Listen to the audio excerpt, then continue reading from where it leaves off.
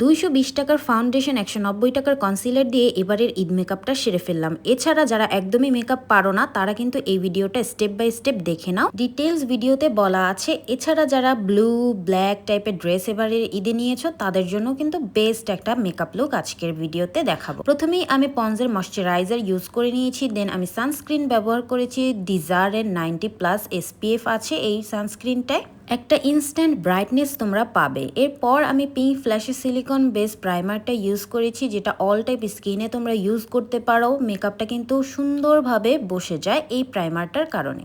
এরপর আমি pink ফ্ল্যাশের 2-in-1 eyebrow পেনটা ব্যবহার করেছি। যারা একদম বিগিনার্স তারা এই পেনটা ব্যবহার করে কিন্তু ইজিলি আইব্রো ড্র করে ফেলতে পারবে। এখন আমি পিঙ্ক ফ্ল্যাশের কনসিলারটা ইউজ করছি, যেটা একদমই ফুল কভারেজ, এটা দিয়ে আমি আমার আইব্রোটা শেপ করে নিয়েছি। এরপর আমি পিঙ্ক ফ্ল্যাশের ফাউন্ডেশনটা ব্যবহার করছি, যেটা ফুল কভারেজ, অল টাইপ স্কিনে ইউজ করতে পারবে। অল যত দাগ আছে সব একদম ঢেকে যাবে, আলাদা করে কালার কারেক্টরও ইউজ করতে হয় না। এখন আমি পিঙ্ক ফ্ল্যাশের কনসিলারটা দিয়ে আমার ফেসটাকে হাইলাইট করে নিচ্ছি। তোমরা কিন্তু এটার কভারেজটা দেখতেই পারছো, সব দাগ এবং ডার্ক সার্কেল কিন্তু একদম হাইড হয়ে গেছে।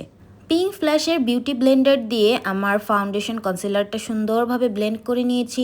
দেন আমি বিউটি গ্লেজডের এই কন্ট্রোরটা ইউজ করব, যেটা একদম ন্যাচারাল একটা শ্যাডো তোমার ফেসে ক্রিয়েট করবে। সুন্দর করে কিন্তু তোমার ফেসটাকে তুমি শেপ করতে পারবে। দেখতেই পাচ্ছ কত সুন্দর করে ব্লেন্ডও হয়ে যায়।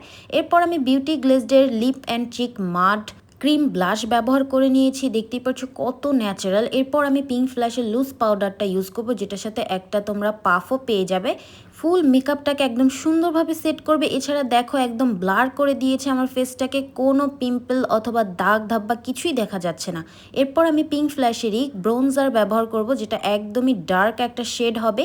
এরপর আমি টেকনিকের ব্লাশ থেকে পিঙ্ক কালারের একটা ব্লাশ নিয়ে নিচ্ছি। তোমরা আমাদের পেজে কিন্তু পিঙ্ক ফ্ল্যাশের ব্লাশও পেয়ে যাবে। এরপর আমি ব্যবহার করব টেকনিকের সেটিং স্প্রে।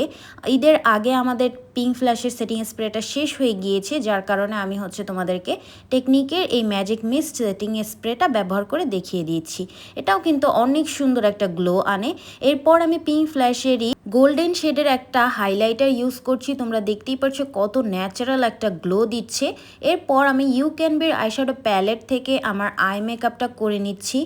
পিচ অ্যান্ড একটা লাইট মাস্টার্ড ইয়েলো কালার দিয়ে আমি সুন্দর করে ব্লেন্ড করে নিয়েছি। দেন আমি আই ম্যাজিকের লিওপার্ড আইশ্যাডো প্যালেট থেকে একটা শিমার নিয়ে নিয়েছি, যেটা একদমই হোয়াইট একটা কালার, যে কোনো আইশ্যাডোর উপরে তোমরা দিতে পারবে। একটা ব্লু আইশ্যাডো নিয়ে আমি আইলাইনারের মতন দিয়ে নিচ্ছি, সুন্দর করে স্মাচ করে দিয়েছি। চিকন করে একদম ল্যাশ লাইন বরাবর আমি পিঙ্ক ফ্ল্যাশের আইলাইনার দিয়ে নিচ্ছি। আইলাইনারটা কিন্তু একদম পেন হওয়ায় এবং চিকন হওয়ায় সুন্দরভাবে কিন্তু তোমরা দিতে পারবে। লেন্স পরে নিয়েছি আমি। এরপর আমি এভারলির হোয়াইট কাজলটা ইউজ করছি।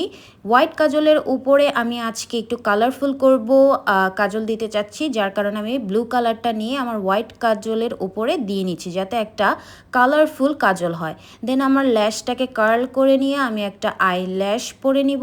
তার আগে আমি পিঙ্ক ফ্ল্যাশের সুন্দর করে মাস্কারা ইউজ করে নিচ্ছি। দেখতেই পাচ্ছ এটার ভলিউম।